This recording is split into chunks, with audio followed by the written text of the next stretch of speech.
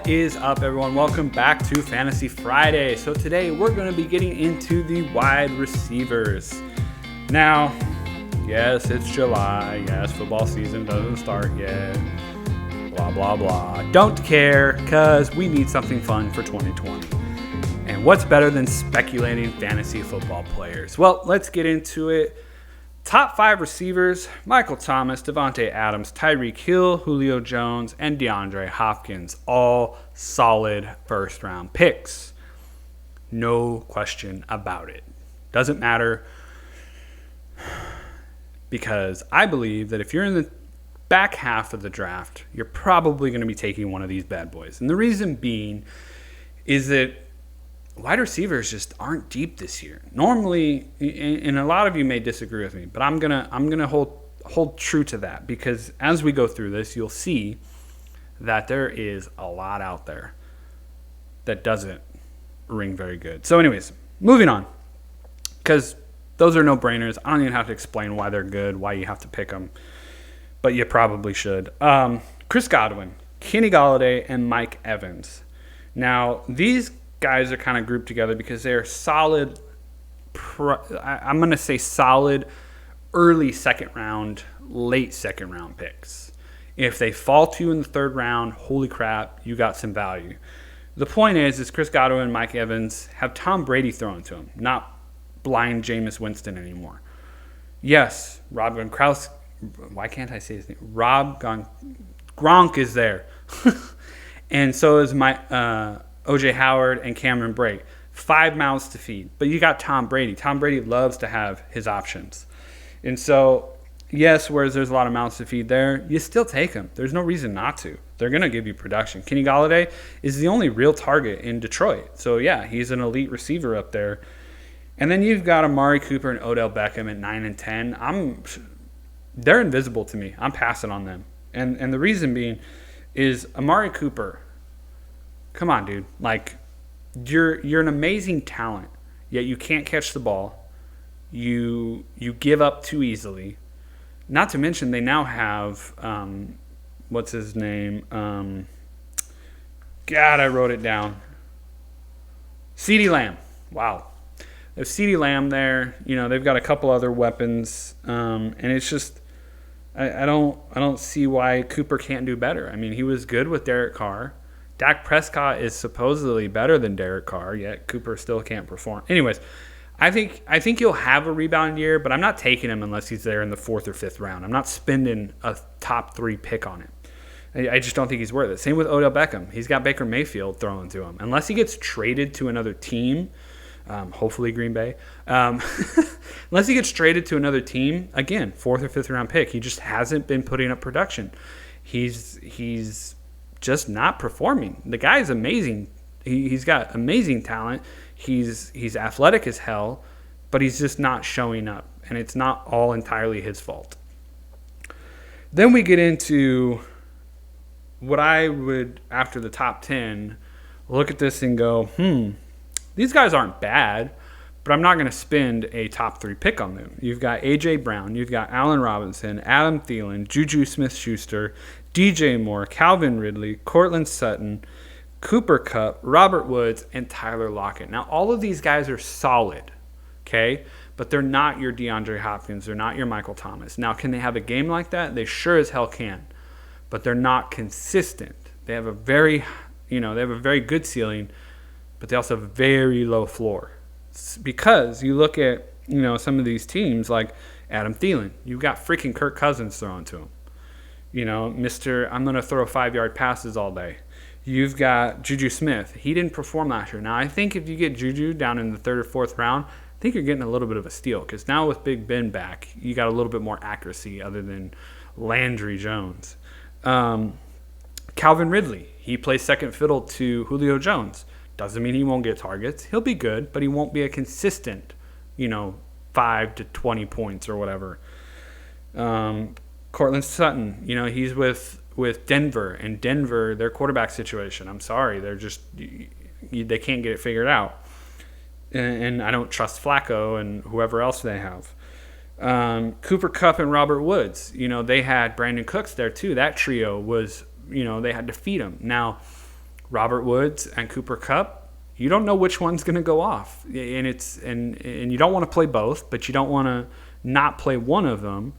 And Jared Goff, I'm sorry, but the guy's inconsistent. So, again, all of these guys have high potential. Now, Tyler Lockett, I would definitely take Tyler Lockett over Kupp or Woods because you've got Russell Wilson. Russell Wilson, he's got magic. Anyways, I think out of these, I would actually rank it, Tyler Lockett, Calvin Ridley, Allen Robinson, Adam Thielen, A.J. Brown, then JuJu, somewhere in the mix in there. But that's, anyways, besides the point. That's your top 20 receivers, okay? And then for me, it falls off a cliff after that. So this is why I feel like receivers are very, very scarce if you want a good, elite performing receiver. Now, anybody outside the top 20 of those, I would say you take in the 6th round or later. Barring you can get one of these guys I'm about to mention. Now, one of these guys that I'm about to mention, I would take in the 4th or 5th round. And a lot of people are saying you're going to be reaching for them because of where they're listed on the top, of the receivers. Now, top overall ranking, they're much, much lower than what I'm about to rank, but based on receivers. See, when I draft running backs and receivers in my first 10 picks. And so what I go off of is just the running back and receiver list, not the overall. The only time I care about overall is when I'm looking at maybe a quarterback or something, but that's rare. I take the overall list with a grain of salt. So these notable receivers are Brandin Cooks because he's on Houston. There's no DeAndre Hopkins there anymore. So who does Deshaun have to throw to? Not very many options there. I mean, he does. But the point is Brandin Cooks is now the number 1. He's the deep threat. Number 39, Deebo Samuel for SF. Now, I'm not a big fan of SF. I think San Francisco has a lot of work. I think Jimmy G's okay for a quarterback. I didn't even list him in my quarterback one. You know why? Because I'm not gonna take him, and he wasn't even listed in the top. I think he wasn't even listed in the top 20 of Fantasy Pros. So what does that tell you? Number 40, Christian Kirk. Now, there's a lot of mouths to feed over there in Arizona, but you've got DeAndre Hopkins, you got Larry Fitzgerald, and you got Christian Kirk. Like, having any one of those guys is actually going to be really good. I think Kirk's a little bit better than Fitzgerald because he's a little bit faster, a little bit younger, but I wouldn't mind having Larry either. Number 44, Ceedee Lamb. I would actually prefer to have Ceedee Lamb over Amari Cooper if I get Ceedee Lamb in a later round, only because I feel like he will produce better even though he's a rookie. Then you've got Mecole Hardman and Sammy Watkins for KC. There's a lot of mouths to feed in KC, but Mahomes does a pretty good job getting the ball around, so I wouldn't be surprised. And look at those games when they were down. They were just chucking the ball like crazy and just scoring touchdowns back to back, especially that game against Houston. That was just a blowfest. I mean, it was touchdown after touchdown, back and forth between everyone. Now, number 60, N'Keal Harry, New England. I would pick him up because they've got Edelman up in the higher rounds. But N'Keal Harry is a good number 2. Edelman's the slot. N'Keal Harry might be the deep threat. He's got Cam Newton throwing to him. Cam Newton, if he shows up in balls, yeah, you've got a good receiver there in the late rounds. Corey Davis, I don't know why this guy's listed so low. But, I mean, come on. Tennessee, you've got A.J. Brown and Corey Davis. That's a good 1-2 punch for your receivers with Derrick Henry running the ball. Tennessee's got a solid offense, barring Tannehill, but Tannehill's decent. I think they gave him a bad rap down there in Miami. And last but not least, Devin Funchess. Devin Funchess coming over to Green Bay with Aaron Rodgers throwing to him. Yeah, that's amazing. You got Davante Adams on one side and Devin Funchess on the other. It's going to be a powerhouse. And then Aaron Jones and all the other guys in the backfield, and then throw in your number 3. I think we're going to be doing pretty good in Green Bay. So, yeah, those are my notable people in the later rounds. Obviously, there's tons of other notable receivers that could fill in your flex spot or fill in that second receiver spot. More than likely, when you're playing PPR, you're probably going to fill that flex spot with a running back. So that's why with how many running backs there are, I would be strongly taking those running backs early on. And then the receivers will fall in later, And really a lot of the core of your team is running backs and receivers. That's why I tell you the first 10 picks of my draft are nothing but running backs and receivers, because you've got injuries, you've got bye weeks, you've got, you'll pick up a dud here or there and that you need to fill back in with someone else. So that's what I got for you guys on receivers. As you can see, we went through 20 of the top receivers, and as we got to the back half of the 20, it didn't seem that great to me. I don't know about you guys. I mean, I guess I could be a little elitist, but I mean, then again, I'm not a Minnesota fan, so I love Thielen, but what's he going to do? And you know who we didn't even mention? God, what's his name that was in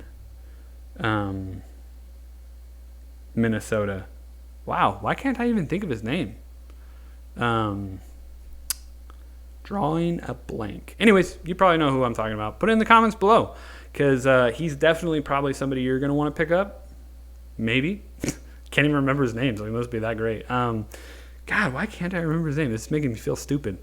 Anyways, the point is, that's my receiver picks for you guys. I hope you guys enjoyed it. I hope you guys got something that you could possibly use in your draft. If you disagree with me or you agree with me, write it in the comments below. I'd love to hear some of your guys' pick. Maybe you can persuade me to pick someone up that I didn't think about, especially the person I can't even think of his name right now.